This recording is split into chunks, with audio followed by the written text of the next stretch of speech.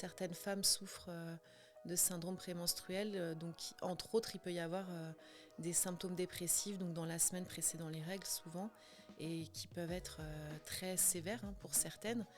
Et donc, c'est vrai qu'elles ont cette vulnérabilité liée aux variations hormonales à différentes étapes de leur vie que les hommes ne vont pas avoir forcément, oui. Dans ce podcast, aujourd'hui, nous allons parler des troubles anxio-dépressifs. Qu'entend-on par troubles anxio-dépressifs? Comment ils se manifestent? Quelles sont les causes? Quels sont les moyens de prévention des troubles anxio-dépressifs? Est-ce que peut-on guérir d'une dépression? Quels sont les traitements actuels utilisés pour traiter la dépression?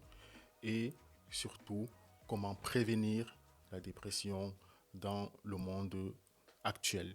J'ai l'honneur de recevoir Dr Valérie Lagarde, médecin psychiatre, qui a accepté cette invitation.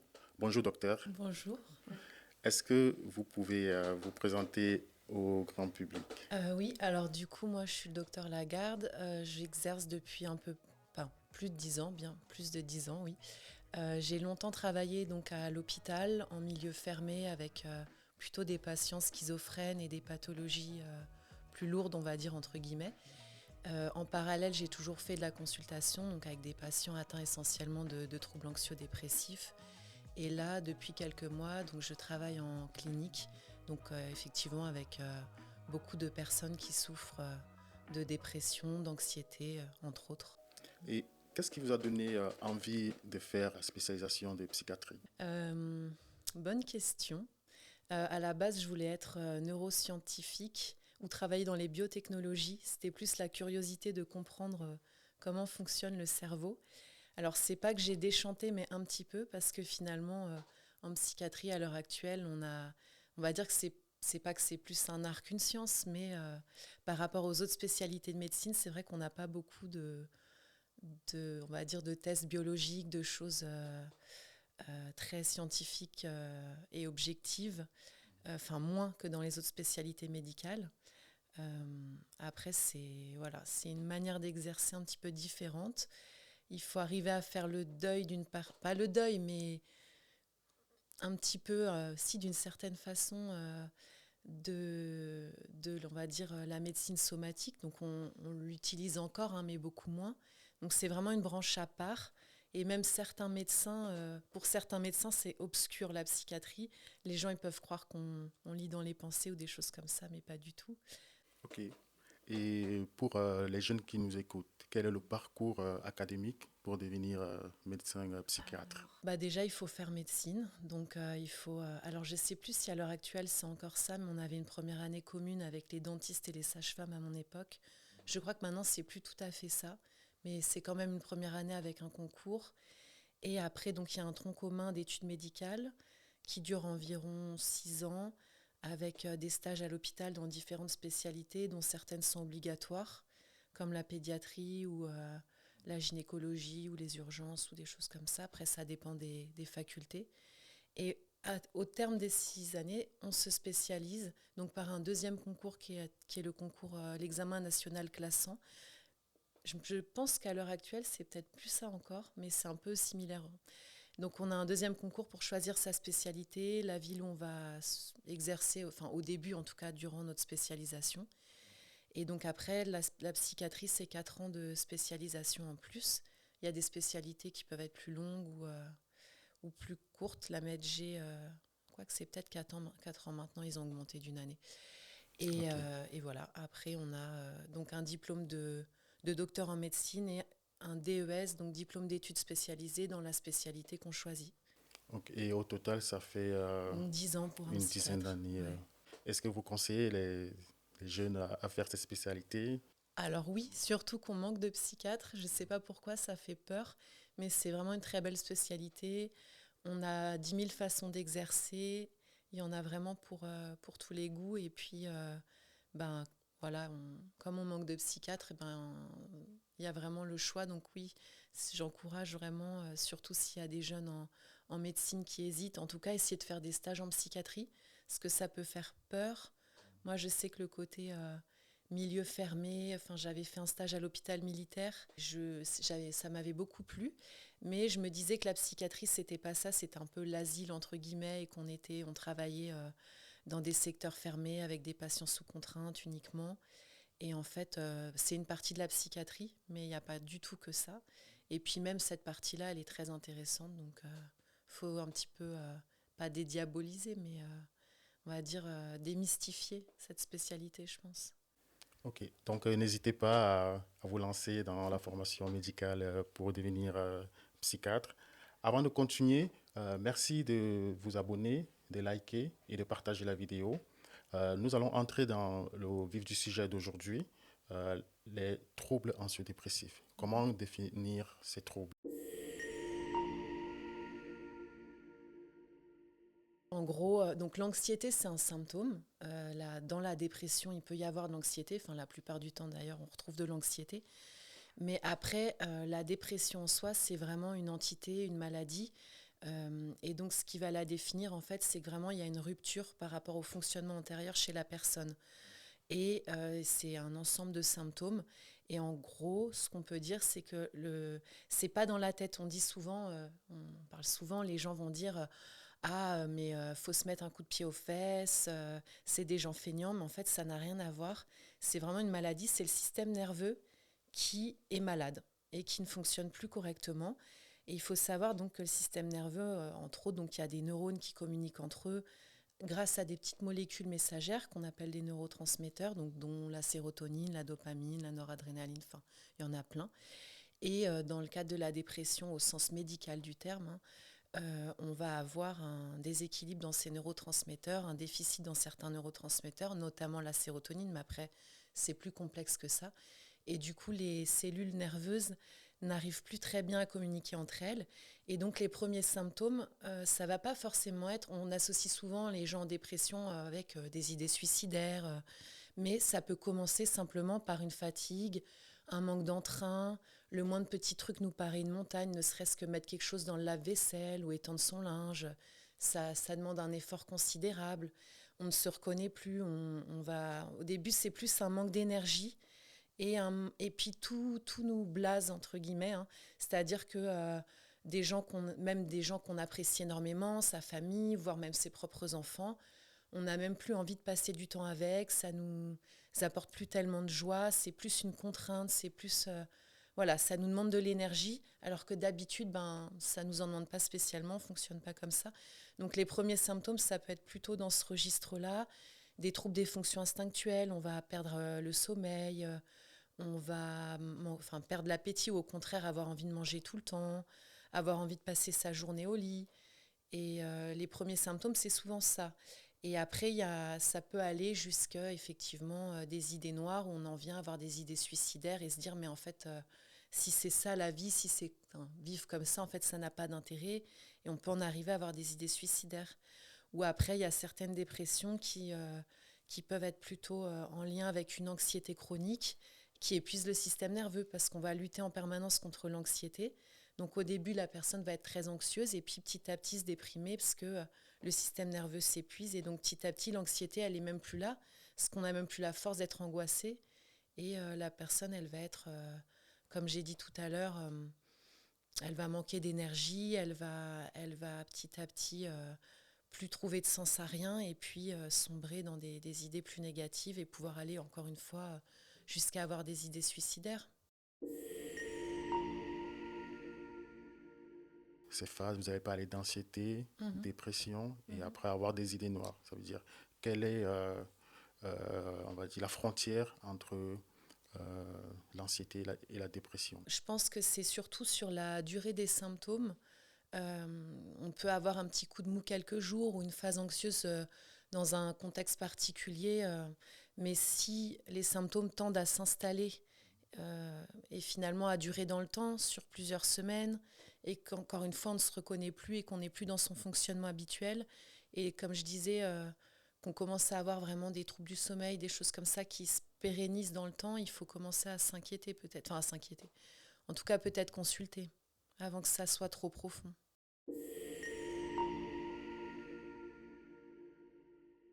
Ok.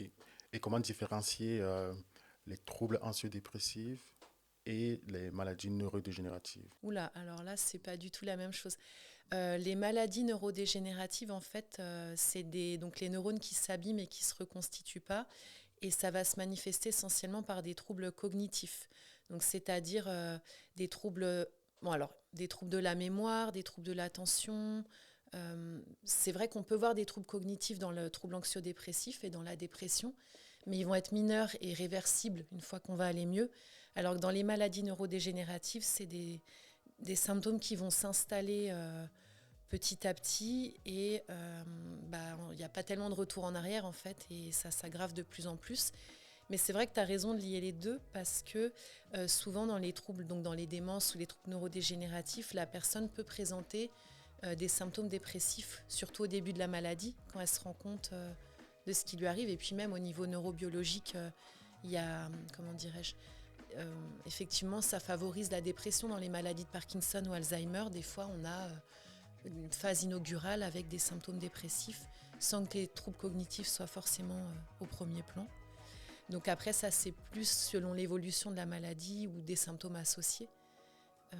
Mais c'est vrai que souvent, chez un sujet jeune, ça peut inquiéter. Moi, j'ai des patients des fois qui me disent « mais j'arrive plus à me souvenir de rien, j'ai l'impression que mon cerveau, il marche plus, je suis foutue ». Donc je leur explique que non, ça fait partie effectivement des symptômes dépressifs, mais que ça va être réversible et qu'ils vont retrouver leur capacité cognitive quand la dépression sera traitée. Ok. Et parlant du diagnostic des troubles anxio-dépressifs, est-ce qu'il y a un diagnostic biologique, un paramètre biologique à tester pour...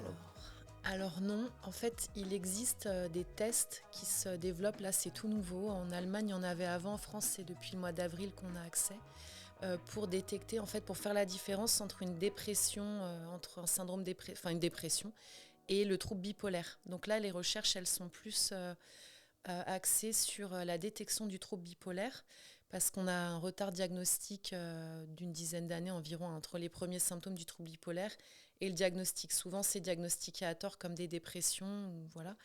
Et donc là, il y a des labos qui ont mis au point un test, mais il y en a des nouveaux qui arrivent sur le marché avec des analyses en gros de l'ARN messager. Alors, c'est pas recommandé en pratique courante, c'est pas pris en charge par la Sécu, ça coûte 900 €. Donc voilà, il faut être déter. Après, pour l'instant, non, on n'a pas vraiment, c'est ce que je disais tout à l'heure, en psychiatrie, contrairement à d'autres spécialités où, je ne sais pas, moi, une tuberculose, on va faire un bécatubage, on va voir s'il y a des bacilles de Koch. Si c'est positif, la personne a la tuberculose. Si c'est négatif, elle ne l'a pas. Ou, voilà. En psychiatrie, on n'a pas des tests biologiques objectifs comme ça. Même à l'IRM, on va pas voir. On peut voir si le cerveau il est un petit peu altéré, mais ça va être plus en lien avec les maladies neurodégénératives ou autres. Donc on utilise plus les tests biologiques pour un diagnostic différentiel, c'est-à-dire pour éliminer des causes comme par exemple une hypothyroïdie qui peut donner des symptômes qui ressemblent aux symptômes dépressifs, ou alors une IRM donc pour vérifier qu'il n'y a pas une maladie neurodégénérative ou une tumeur quand on a des symptômes délirants chez un patient.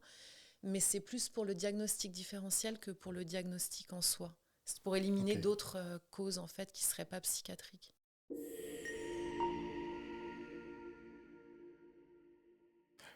Quelles sont les causes de ces troubles?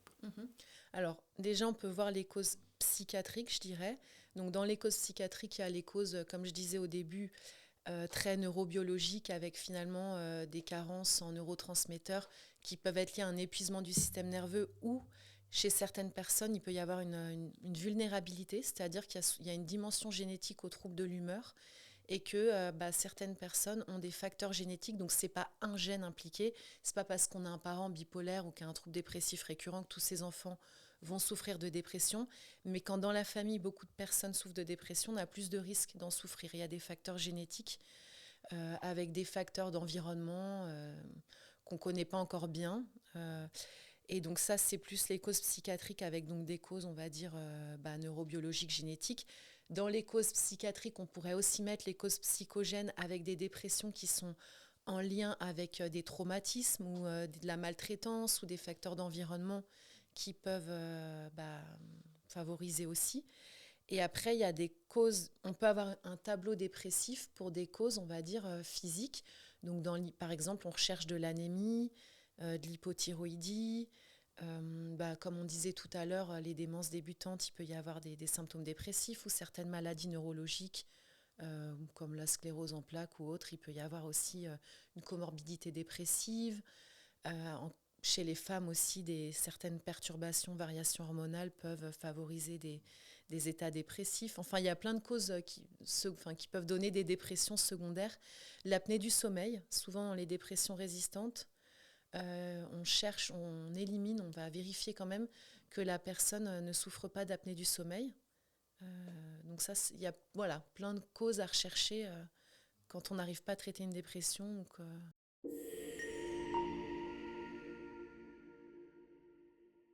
Est-ce qu'il y a des facteurs environnementaux ou bien des événements de la vie qui favorisent les dépressions? Bien sûr, souvent on recherche, alors il y a des dépressions sans facteurs favorisants, mais souvent on recherche chez les patients, donc tous des ruptures, perte d'emploi, des deuils.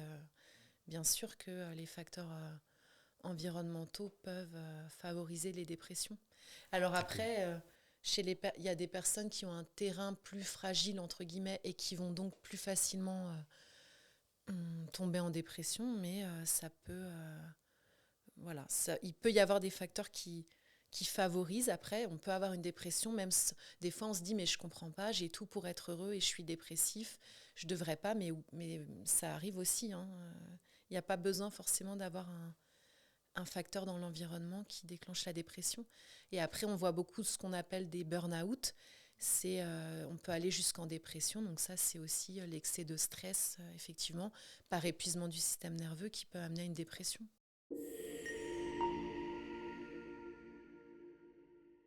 Y a-t-il une différence entre burn-out et dépression? Si oui, à quel niveau? Oui, le burn-out, alors c'est à différents stades. Je pense on peut avoir des signaux d'alerte avant d'être complètement en dépression. Donc c'est une entité à part où la personne va être hyper investie et s'épuiser. Et au bout d'un moment, va perdre le sens de ce qu'elle fait. Et donc c'est une sorte de dépression en fait, mais transposée un petit peu au milieu du travail, oui. Et qui en fait est en lien avec un épuisement lié à une surstimulation.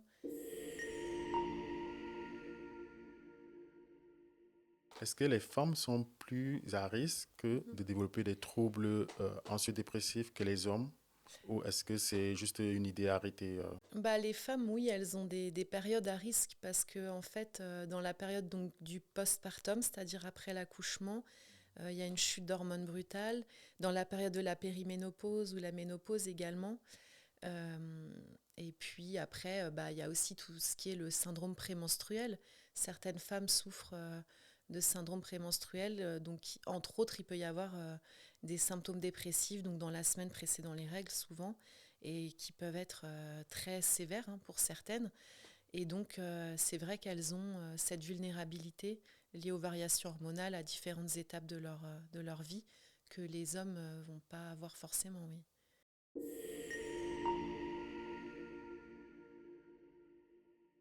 Ok. Et vous avez un conseil à donner particulièrement aux femmes ou... Il y a des solutions, que ce soit le syndrome prémenstruel ou autre, donc soit voir avec sa gynécologue pour des traitements hormonaux ou autrement, en tout cas adapter un petit peu son hygiène de vie, se ménager en fonction des phases du cycle. En parler aussi, on peut mettre des fois des traitements antidépresseurs en prévention sur une semaine ou deux dans le cycle. C'est vrai que en fait, il faut se dire que c'est pas dans la tête, encore une fois, que c'est vraiment dans le corps et que quand on sent qu'il y a vraiment quelque chose qui fonctionne pas, ne pas hésiter à en parler à des professionnels de santé, que ce soit le médecin traitant, sa gynéco, aller voir un psychiatre. Et que oui, il y a des solutions et c'est normal en fait, c'est presque physiologique. Et notamment pour la ménopause. Bon après, je veux pas... je sais qu'il y a le traitement hormonal substitutif a été pas mal diabolisé suite à des études qui datent un petit peu, mais c'est de plus en plus remis en question. On est un peu en retard par rapport notamment aux États-Unis. Et il y a encore beaucoup de gynécologues en France qui sont frileux à le prescrire parce que ça augmenterait le risque de certains cancers, alors qu'en fait, ça en protège d'autres. Ça protège au niveau cardiovasculaire. Et puis pour la santé mentale, c'est vrai que certaines femmes, c'est comment on pourrait dire, ça change la vie, quoi. Hein. Donc, ne pas hésiter à en parler avec leur médecin et notamment leur gynéco.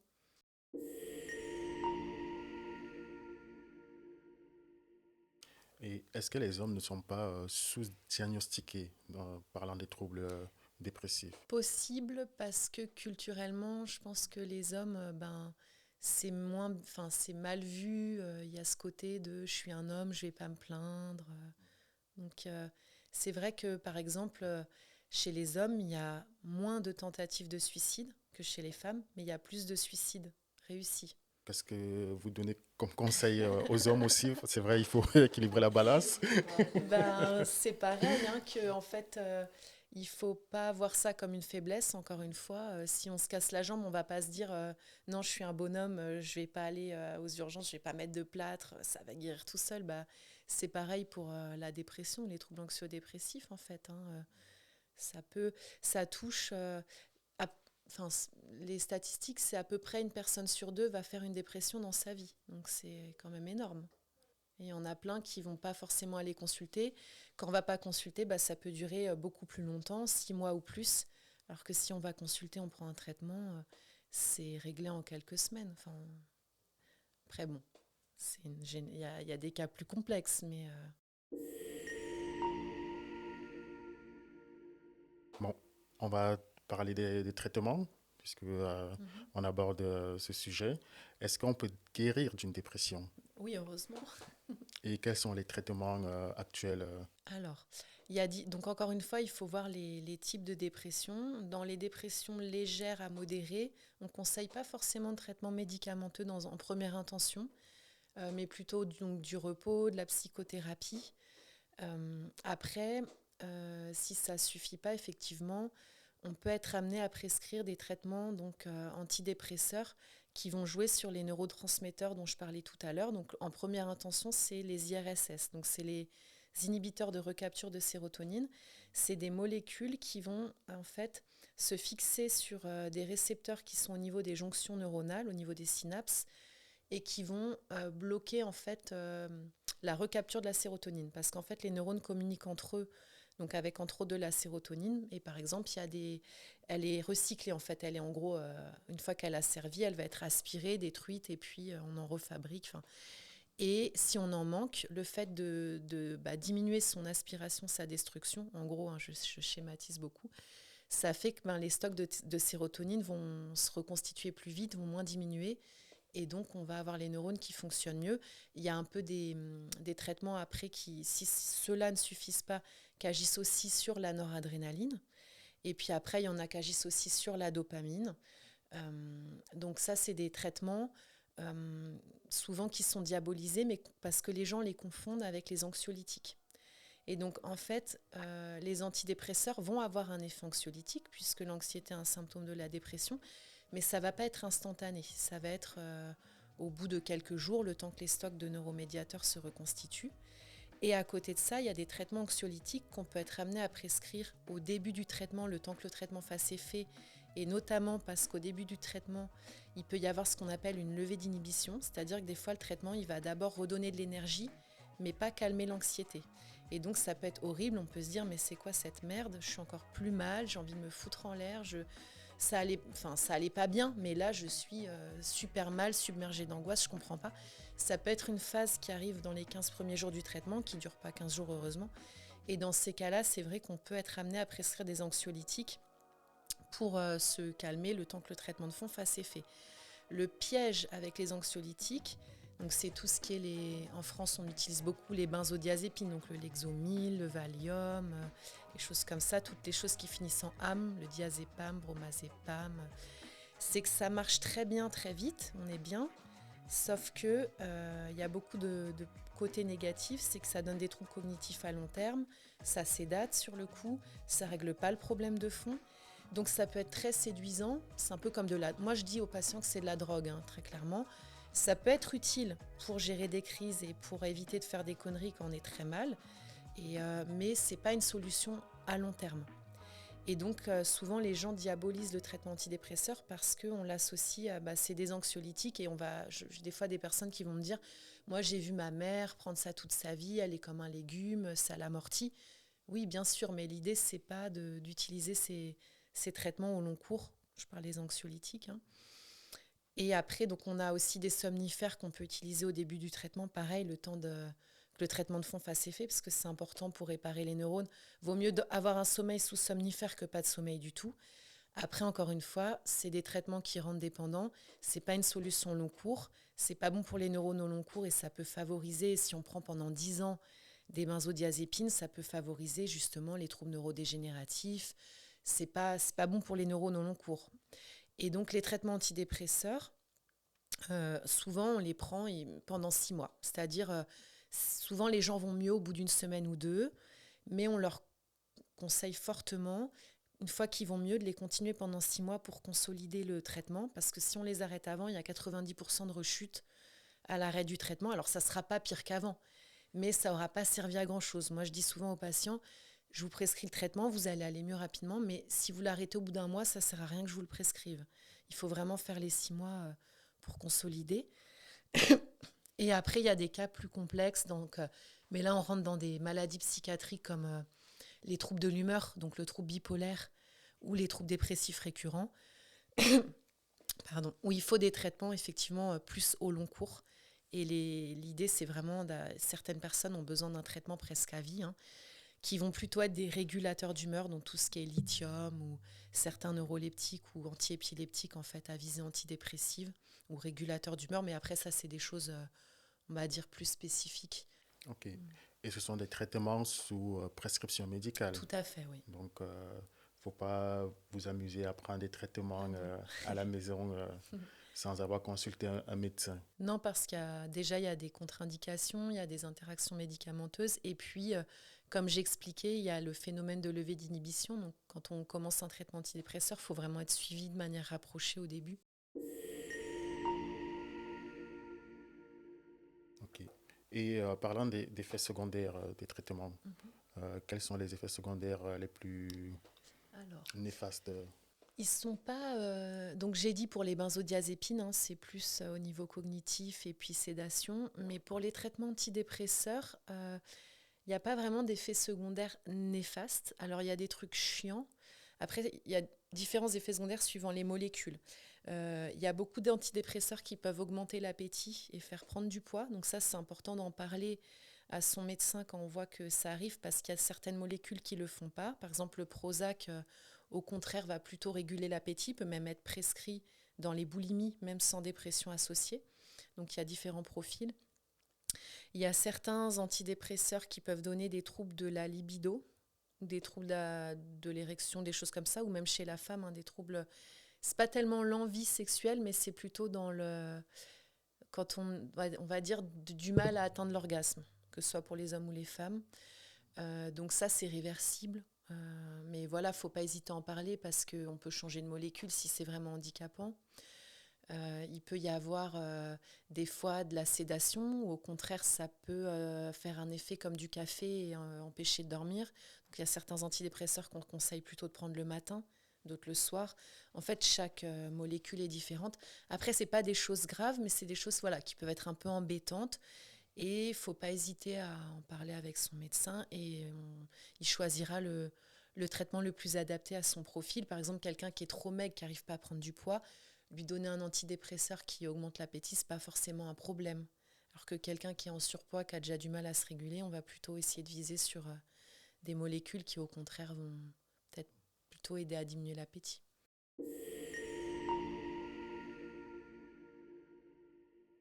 Ok. Et dans ta pratique hospitalière, est-ce que tu as des exemples de guérison de dépression que tu peux partager avec nous? Alors, heureusement, hein, comme on disait tout à l'heure, on guérit de la dépression et donc 99% des cas, et encore ceux qu'on voit à l'hôpital, c'est déjà les plus sévères. Okay. Donc, la plupart du temps, on arrive à trouver une solution. Après, ce qui peut poser problème, c'est les personnes qui souffrent de troubles bipolaires à prédominance dépressive ou de troubles dépressifs récurrents, où effectivement, des fois, on a plus de mal à stabiliser, notamment avec l'âge, en avançant avec la maladie qui se développe. Mais la plupart du temps, dans les dépressions classiques, c'est pas un problème en fait, la question de traiter une dépression. Après, j'ai des exemples j'ai l'exemple d'une patiente, une dame qui souffre de troubles dépressifs récurrents, donc elle avait probablement un terrain, comme on disait tout à l'heure, génétique favorisant, et qui souffrait de dépression récurrente toute sa vie, et qu'on a hospitalisée parce qu'elle était en état mélancolique. Donc mélancolie au sens psychiatrique du terme, c'est vraiment une dépression très sévère où la personne... le pronostic vital est engagé, la personne ne se nourrit plus, elle est persuadée de plus exister, elle est presque délirante en fait, avec des fois dans des délires des vécus de culpabilité très importants, où la personne peut être persuadée d'être très mauvaise et de ne pas mériter de vivre, ou même des fois des trucs franchement délirants, l'impression qu'elle a plus de cœur ou qu'elle est pourrie à l'intérieur, mais vraiment au sens propre. Hein. Et donc on avait une dame comme ça qui... souffrait de dépression mélancolique très sévère, qu'on avait fini même par devoir nourrir avec une sonde qu'elle s'arrachait, donc on devait l'attacher pour pas qu'elle l'enlève, un truc horrible, où je sais que les équipes à ce moment-là voulaient faire une réunion et en fait se poser la question d'une euthanasie, de soins palliatifs, et en fait étaient en train de dire que c'était de l'acharnement thérapeutique et que... après tout, si elle ne voulait pas vivre, on pouvait la laisser, et que ça posait des questions éthiques. Ça avait pris vraiment des proportions pas possibles. Et donc cette dame, on lui avait fait faire de la sismothérapie, parce que ça, c'est vrai que j'en ai pas parlé, mais dans les dépressions résistantes, ou quand il y a des effets secondaires des médicaments ou des contre-indications, on peut traiter donc la dépression par des électrochocs, en fait, tout simplement. Mais c'est pas comme dans les vieux films, on curarise la personne. À la limite, on la voit un petit peu bouger le petit doigt de pied, mais c'est pas impressionnant. Hein. Et ça peut donner des petits troubles de mémoire juste après la séance, mais globalement, c'est plutôt bien toléré. Et donc, cette dame a eu quelques séances de sismothérapie. Et elle a retrouvé un fonctionnement normal. Elle est même rentrée chez elle. Après, on fait des séances d'entretien. Hein. Mais c'est vrai que ça pose question, parce que on peut se dire, quand on a des personnes en dépression très sévère qui veulent se suicider, on peut se poser la question et se dire, mais éthiquement, à quel moment on a le droit de les arrêter ? Est-ce que ce n'est pas leur choix ? Mais en fait, c'est la maladie qui fait qu'ils en arrivent là, mais ce n'est pas leur état normal. Et j'ai un autre exemple d'une patiente, pareil, assez âgée, que j'ai eu en téléconsultation, 75 ans, qui était très déprimée. J'ai appris petit à petit qu'en fait, c'est son mari qui la lavait, qu'elle ne faisait plus rien. Et en fait, j'ai ajusté son traitement. Et donc, elle souffre, je pense, aussi de troubles dépressifs récurrents. Hein. Et on a trouvé le traitement qui lui convenait. Et elle était vraiment transformée. Elle me disait, mais en fait, si la vie, c'est ça, mais là, je veux vivre. Et elle me disait, je découvre à mon âge, parce qu'elle avait dû souffrir de dépression toute sa vie sans vraiment être prise en charge correctement, on va dire. Et ça lui a transformé sa vie. Et depuis, moi, je la suis encore. Hein. Elle va très bien depuis quelques années. Et là, son mari est décédé il y a quelques mois d'un cancer fulgurant. C'était assez horrible. Et malgré le décès de son mari d'un cancer, elle n'est pas retombée en dépression. Alors, elle a été affectée, elle a été triste, c'est normal. Hein. Mais elle était traitée. Et, voilà, elle suivait son traitement et du coup, elle était stabilisée. Et elle n'a pas refait de dépression et elle est autonome, alors qu'elle était complètement dépendante de son mari, tellement elle faisait plus rien. Et c'est quel traitement qu'elle prenait ? Alors elle, c'est de l'Effexor, c'est de la venlafaxine. Donc c'est ce qu'on appelle un IRSNA. C'est un antidépresseur qui joue sur la sérotonine et la noradrénaline. Et elle n'était pas à posologie adaptée. Après, il ne faut pas hésiter. Des fois, les patients ont peur quand on augmente les doses, mais ils se disent « Ah, si on augmente, c'est que c'est très grave ». Mais non, en fait, ça dépend du métabolisme. Chaque personne va répondre différemment à tel traitement, à telle dose de traitement. Encore une fois, en psychiatrie, on ne peut pas faire une prise de sang pour déterminer à l'avance « Toi, il va te falloir tel traitement à telle dose ». C'est un peu empirique, il faut essayer. Donc, des fois, c'est un peu décourageant. Donc, notre boulot, c'est aussi beaucoup d'accompagner les patients dans cette démarche, leur expliquer, leur faire comprendre que oui, ça peut prendre un peu de temps, mais si c'est quelques semaines pour après être bien quelques années, ça vaut le coup. Alors là, j'ai un jeune homme justement qui a été hospitalisé à la clinique. Il était complètement, lui qui voyageait beaucoup, qui faisait plein de choses dans sa vie, qui a même qui était parti, je crois, en Indonésie, monter une société avec un ami. Enfin, il avait perdu goût à tout. Et en fait, il voyait plus l'intérêt de rien. Ses parents ont vraiment insisté pour qu'il vienne. Donc là, je l'ai vu à la clinique. Il voulait pas rester au début. Il voyait plus de sens à rien. Son cerveau marchait même plus très bien parce qu'en fait, il était dans un fonctionnement très obsessionnel. Et puis, on avait l'impression qu'il ruminait des choses et ça tournait en boucle. Il en était arrivé à faire une tentative de suicide et il avait vraiment le sentiment que sa vie était derrière lui et que ça serait plus jamais comme avant et qu'il avait déjà vécu ce qu'il avait à vivre, mais il avait à peine 23, 24 ans, quoi. Et en fait, il en était arrivé même à... Il expliquait que son corps lui répondait plus. Alors, je pense il faisait une sorte de syndrome catatonique. Donc ça peut se voir dans certaines maladies neurologiques ou dans certaines dépressions, où en fait, on est un peu conscient de ce qui se passe, mais c'est comme si notre corps ne nous répondait plus. Donc on va dire que dans la dépression, c'est une forme extrême où vraiment le système nerveux, il lâche. Et du coup, lui était persuadé qu'il n'y avait rien à faire et que la seule solution, c'était de se suicider. On a mis longtemps quand même à trouver le traitement qui lui a convenu. Mais là, maintenant, il va mieux. Il a repris vraiment le cours de sa vie, son fonctionnement. Et voilà, ça sera une étape dans sa vie. Alors, je pense que ça va le marquer parce que vivre quelque chose d'aussi intense à un âge aussi jeune, et parfois on a même des plus jeunes, au niveau identitaire, ça peut quand même déstructurer. Donc là, dans le cas des jeunes, il faut après souvent tenir compte de... ça peut être traumatisant, en fait, de vivre un épisode dépressif très sévère. Et c'est important qu'il y ait un accompagnement après, notamment au niveau psychologique, psychothérapique. Mais c'est vrai c'est vrai que j'ai parlé pas mal de personnes âgées qui ont souffert toute leur vie. Mais on a aussi pas mal de jeunes avec des épisodes qui vont inauguraux, mais qui vont durer longtemps, avec une désinsertion, une perte de sens, qui finalement arrive à se réinsérer. Mais ce qui est difficile chez les jeunes, c'est que la dépression, elle peut vraiment avoir des conséquences importantes parce qu'elle intervient à un âge où on se construit, où on va avoir ses études, on a pas mal d'événements de vie, d'événements clés, et ça peut vraiment mettre un gros obstacle dans le parcours de vie et pas mal handicapé finalement dans le parcours. Donc il faut vraiment un accompagnement pour les aider après parfois à se réinsérer parce qu'il y en a qui en viennent vraiment à se désinsérer. Donc tu confirmes que la dépression, on en guérit et donc il ne faut pas hésiter de consulter si vous avez des signes et manifestations de dépression.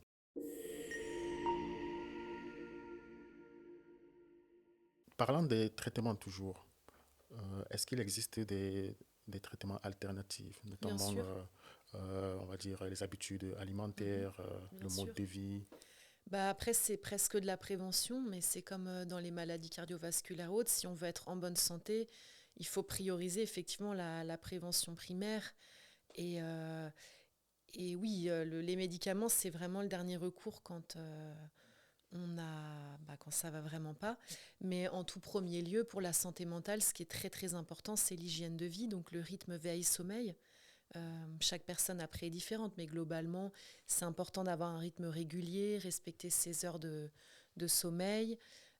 Tout ce qui est aussi alcool, il y a un effet dépressogène. Donc sur le coup, ça peut être marrant, on est bien, mais ça vide vraiment les réserves de neurotransmetteurs, de même que certaines drogues, ou la cocaïne ou autre.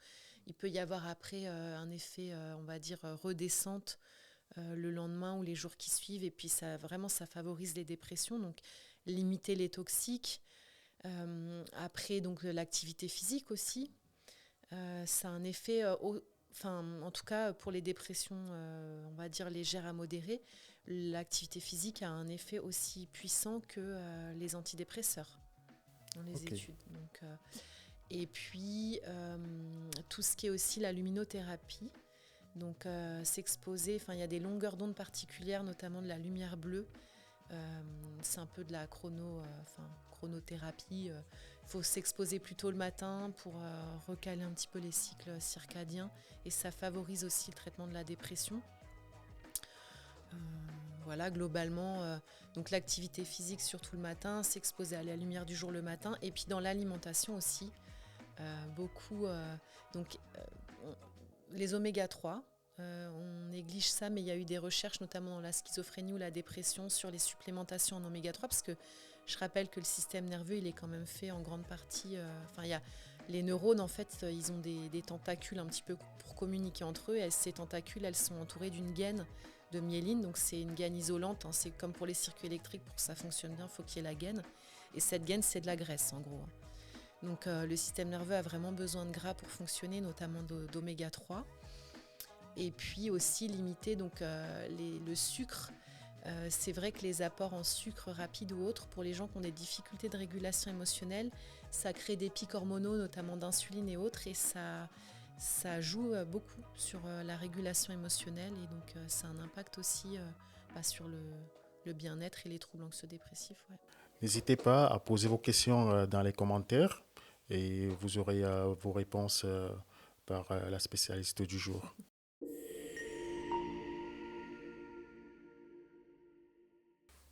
Parlant des traitements, qu'est-ce que tu penses des psychédéliques? Les psychédéliques. Alors oui, il y a des recherches actuellement sur la psilocybine, donc c'est la molécule, hein, la substance dans les champignons hallucinogènes, et sur la kétamine, qui sont donc notamment la kétamine. Il y a un traitement qui est sorti qui est la eskétamine, qu'on peut utiliser pas partout, mais je crois qu'à Grenoble au CHU ils l'utilisent, à Annecy ça devait arriver, pour des dépressions très résistantes, donc ça se sniffe en fait. C'est plusieurs fois par semaine au début, après on espace les prises. Voilà, ça donne des pistes de recherche, et dans les dépressions résistantes, ça peut sauver certains patients pour lesquels aucun traitement ne marche, et donc notamment la eskétamine, hein, mais vraiment sous encadrement particulier, parce que le problème avec ce type de molécule, c'est qu'il y a un risque de dissociation. Et donc la personne peut un peu se déréaliser et puis faire, je sais pas, sauter par la fenêtre en se disant qu'elle peut voler, quoi, par exemple. Donc c'est ce risque de symptômes dissociatifs qui peut survenir un petit peu après la prise. C'est pour ça qu'on fait venir les personnes à l'hôpital au moment où ils vont prendre le traitement, pour éviter des troubles du comportement ou surveiller à ce moment-là. Et c'est pas s'automédiquer avec des drogues à la maison, c'est pas du tout indiqué, parce que déjà sur les dosages, on va pas savoir, et il y a des risques cardiovasculaires et autres. Et puis il y a toujours ce risque de troubles du comportement gravissime, et de faire une connerie en fait si c'est pas encadré par une équipe médicale. Après, je sais qu'il y a aussi des gens qui commandent des champignons, donc la psilocybine, ou des champignons hallucinogènes, et qui a cette mode un petit peu du microdosing pour traiter la dépression. Alors, dans les recherches, c'est pas ça qui est étudié pour la psilocybine, c'est vraiment des doses de charge élevées, et c'est dans un contexte très particulier pour des dépressions résistantes chez des patients alcooliques sevrés. Donc c'est vraiment des indications particulières. Et le risque du microdosing, au-delà de, je ne sais pas si ça marche vraiment, mais c'est qu'il peut y avoir des cardiopathies, parce que ça peut donner des cardiomégalies, donc en gros faire grossir le cœur, et de manière pathologique, hein, quand on prend des petites doses répétées souvent. Donc c'est vrai que l'automédication avec des substances psychédéliques ou autres, il faut faire attention quand même. Mais il y a des recherches qui se penchent oui, sur la question. Ouais. Donc tu ne conseilles pas d'automédication. Il faut que pas. tout soit encadré c'est mieux, par un spécialiste. Ok.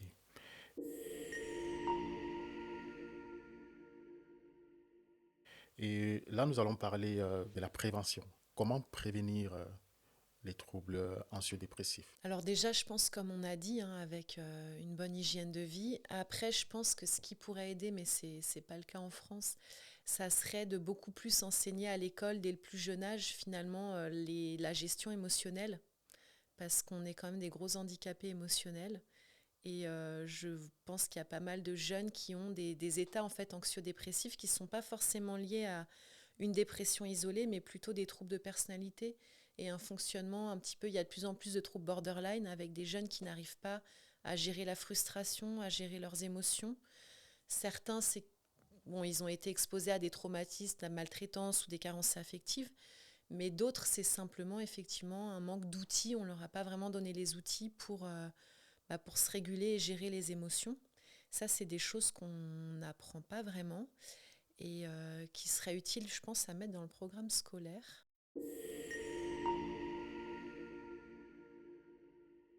Est-ce qu'il y a des techniques Ouais. pratiques que tu peux conseiller Bah, il y a des techniques. Ouais. aux, aux auditeurs? Il y a des techniques toutes bêtes. Bon, alors il y a les trucs un peu cohérence cardiaque, respiration, mais je trouve que l'essentiel, c'est finalement les techniques un petit peu comme des techniques de pleine conscience, c'est-à-dire l'idée c'est de se reconnecter à soi-même. Et en fait, on oublie souvent que le corps et l'esprit ne sont pas séparés. Et parfois, quand on part dans des ruminations, ça peut être intéressant de faire un exercice tout con. Donc, il faut s'habituer à le faire habituellement. Et puis, quand on est un peu en crise d'angoisse ou quoi, on le fera plus spontanément. C'est de simplement prendre un temps pour bien expirer, fermer les yeux et en fait se concentrer sur ce qu'on ressent dans le corps, mais sans analyser. C'est-à-dire pas dire je me sens en colère ou je me sens énervé. C'est vraiment là, je sens que ça, je sens un poids à cet endroit, ou ça brûle à tel endroit, ou ça picote, je sais pas, dans le petit doigt de la main gauche. Enfin, et même pas le décrire en fait. C'est un exercice un peu comme de la méditation, de porter son attention sur la sensation physique qu'on ressent dans le corps et ne pas vouloir rien contrôler. C'est vraiment comme si on regardait un film ou une série, on va se dire, on va regarder comment cette sensation évolue, sans vouloir la contrôler. On porte vraiment toute son attention sur la sensation, les sensations qu'on ressent, et juste les laisser évoluer. Et ça, c'est extrêmement puissant pour réguler le système nerveux. Et s'entraîner à faire ça, même quelques secondes, hein, plusieurs fois par jour, c'est hyper important. Et en cas de crise d'angoisse, si on a, alors c'est pas évident d'avoir le réflexe de faire ça, mais si on le fait régulièrement, on va plus facilement avoir le réflexe de faire ça, plutôt que de partir dans des rationalisations et dans de l'intellectualisation et de complètement paniquer. Ça peut nous réancrer un petit peu dans le corps et permettre de gérer une crise d'angoisse ou un moment de stress. Après, il y a plein d'autres techniques, mais donc si certains veulent se renseigner, par exemple, il y a la méthode TIPI, donc TIPI. Il y a pas mal de ressources hein, sur YouTube à ce propos, donc ça peut être intéressant, des techniques comme ça.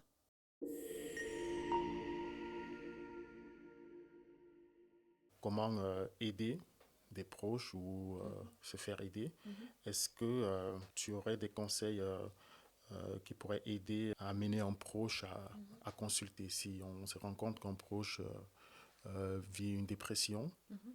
Déjà, comment reconnaître qu'un proche parent, qu'un collègue est en train de traverser une période dépressive Mhm. et comment l'amener à consulter ou bien comment l'aider à traverser cette période?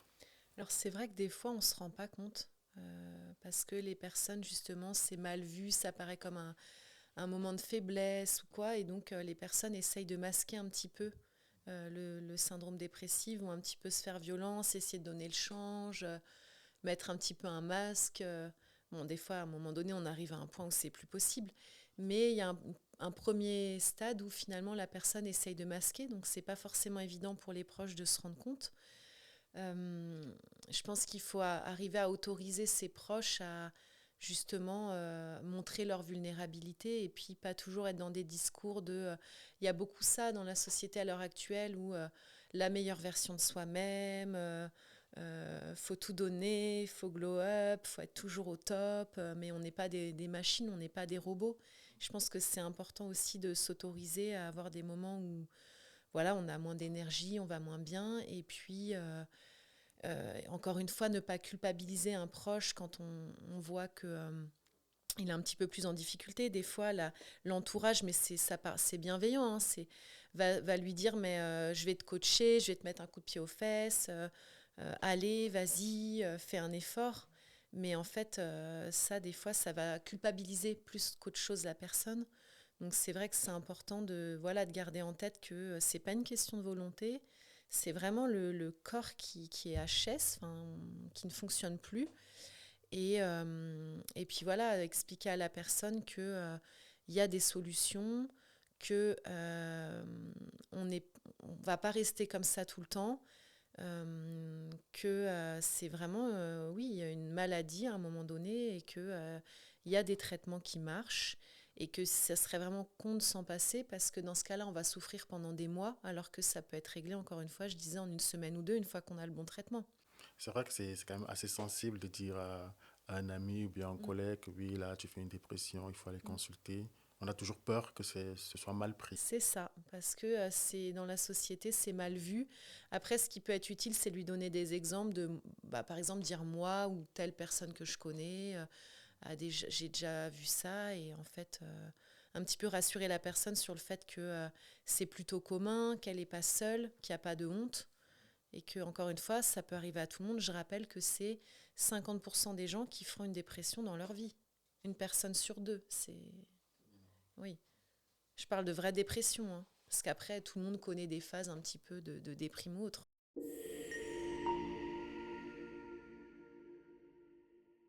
Quelle est la première chose à faire quand on se sent dépressif? Bah déjà, il faut voir, encore une fois, depuis combien de temps. Des fois aussi, on va dramatiser et puis vouloir médicaliser alors que, je sais pas, on est triste, et c'est aussi normal, hein, d'être triste si nous arrive quelque chose de mal. Donc il faut, voilà, différencier une tristesse adaptée. Il y a des gens parfois qui vont avoir je sais pas, un deuil ou une séparation, une rupture, qui vont aller consulter en disant ça va pas, mais direct le lendemain, ou j'en sais rien, c'est horrible. Bon, oui, c'est normal, hein, tu vis quelque chose de pas cool. Il y a un moment donné, bah, des fois on souffre un petit peu aussi. Donc faut pas non plus tout médicaliser. Après, si on a l'impression effectivement qu'il y a encore une fois une rupture avec son fonctionnement habituel et qu'on ne se reconnaît pas, et que bah, on n'est plus soi-même d'une certaine façon, on se reconnaît plus dans sa personnalité, on était plutôt extraverti, on devient introverti, ou voilà, on n'a plus l'énergie qu'on avait, les choses qui nous passionnent ou qui nous font plaisir nous intéressent plus. Là, je pense que ça peut être intéressant de commencer par consulter son généraliste, tout simplement, parce que parfois aussi on va aller consulter des médecines alternatives, ou aller voir, je sais pas, tel psychologue, mais qui a, je sais pas, tel hypnothérapeute ou autre. Mais ça peut être bien déjà de faire un point avec son médecin traitant qui nous connaît, qui peut nous orienter, nous accompagner. Je suis pas forcément contre les techniques, les médecines alternatives, ou je sais pas, les psys en tout genre, hein, mais on peut tomber aussi sur des charlatans ou des personnes qui ne sont pas forcément totalement compétentes pour évaluer la situation dans son ensemble. Et donc ça peut être bien de tout bêtement déjà consulter son médecin traitant qui saura nous orienter.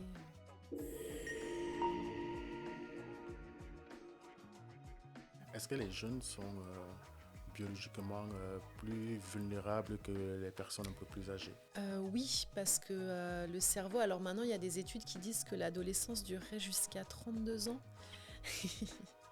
On n'est pas fini jusqu'à longtemps. Oui, oui, donc il y a une vulnérabilité parce que le cerveau, il est en développement, et puis on est en pleine construction identitaire. Quels sont les facteurs aujourd'hui qui, on va dire, qui aggravent cette vulnérabilité? Donc on peut voir de plus en plus de pression avec le système actuel politique, économique. On est beaucoup, encore une fois, dans une ère de la performance pour tout. En fait, on ne se rend pas compte, mais le temps s'est accéléré et maintenant il faut être productif. Les jeunes, il y a de plus en plus de contenu sur les réseaux sociaux, sur le sport, l'alimentation parfaite, l'hygiène de vie parfaite, le glow-up. Faut être parfait dans tout. Donc, il y a beaucoup de pression pour être très productif. Il y a eu aussi la crise sanitaire du Covid qui a fait qu'il y a pas mal de jeunes qui se sont déscolarisés, qui ont un petit peu lâché, qui ont du mal à retourner, qui ont eu du mal après à se rescolariser, se réinsérer. La conjoncture économique, il y a plein de choses qui font que les jeunes sont beaucoup en précarité aussi, en situation de précarité matérielle. Et donc, qui sont plus vulnérables, on va dire, physiologiquement, biologiquement, mais en plus avec les facteurs d'environnement. Donc, Ok. Est-ce qu'il y aurait une démarche à suivre en période de crise? Après, je trouve que là, les questions sont beaucoup axées sur justement qu'est-ce qu'on peut faire individuellement. Et ça rejoint ce que je disais sur le fait que actuellement dans la société, on fait beaucoup porter la responsabilité à l'individu. On est de plus en plus dans des sociétés individualistes et on culpabilise. Et ça fait que les gens vont se dire, mais si je suis pas bien, c'est ma faute. Alors qu'en fait, déjà, il y a encore une fois, je l'ai dit tout à l'heure, il y a des facteurs génétiques, biologiques, il y a des choses, c'est une maladie. Et puis, il y a aussi tout un système. Moi, je vois de plus en plus de gens qui consultent. Enfin, il y a un mal-être, notamment dans le monde du travail. Et ça, c'est de la responsabilité collective, je pense. Et c'est important aussi de se rendre compte que c'est difficile d'être seul face à ça. Et je trouve ça un petit peu, je dirais pas dangereux, mais dommage de faire porter la... Alors oui, il faut responsabiliser les gens, on a des choses à faire, on l'a dit tout à l'heure, sur l'hygiène de vie, sur voilà, il y a aussi beaucoup le maillage social, les relations sociales, hein. On a des études qui montrent que le niveau de bonheur et de bien-être est directement lié à la richesse des relations sociales, c'est presque le facteur le plus important.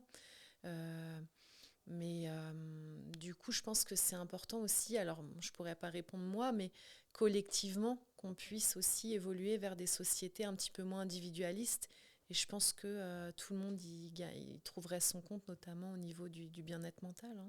Donc, merci d'avoir pris de ton temps pour décrire et expliquer qu'est-ce que c'est que les troubles anxio-dépressifs, d'avoir donné des conseils au public. Et donc, je te remercie de ton temps aussi parce que tu es hyper occupé, tu as tes patients et tu as pris ce temps pour sensibiliser le grand public sur comment prévenir la dépression. Et aussi, le message clé, c'est la dépression se soigne, il y a des traitements efficaces. Il ne faut pas avoir honte de consulter. Le plus tôt est toujours le mieux. Et quel est ton mot de fin au grand public? Ben oui, c'est ça. En fait, il faut bien garder en tête que la dépression, c'est une maladie. C'est pas notre faute, comme on peut entendre. C'est pas une question de volonté. Il faut pas hésiter à consulter et à se faire aider. Voilà. Donc, merci de vous abonner à la chaîne, de mettre un pouce. Si vous avez des questions, n'hésitez pas à les poser dans les commentaires et de partager la vidéo à vos proches, à vos amis. À la fin de ce podcast, plusieurs thématiques intéressantes s'ouvrent à nous, notamment le rôle de l'alimentation sur la santé physique et mentale, le rôle du sommeil également qui pourra être abordé dans un prochain podcast, le rôle du sommeil dans la prévention de la dépression. Également, comme prochaine thématique, nous pouvons également aborder le rôle du sport, qui est aussi efficace que les traitements antidépresseurs, comme l'a dit Dr Valérie, et que l'alimentation qui est un facteur clé dans la prévention de la dépression.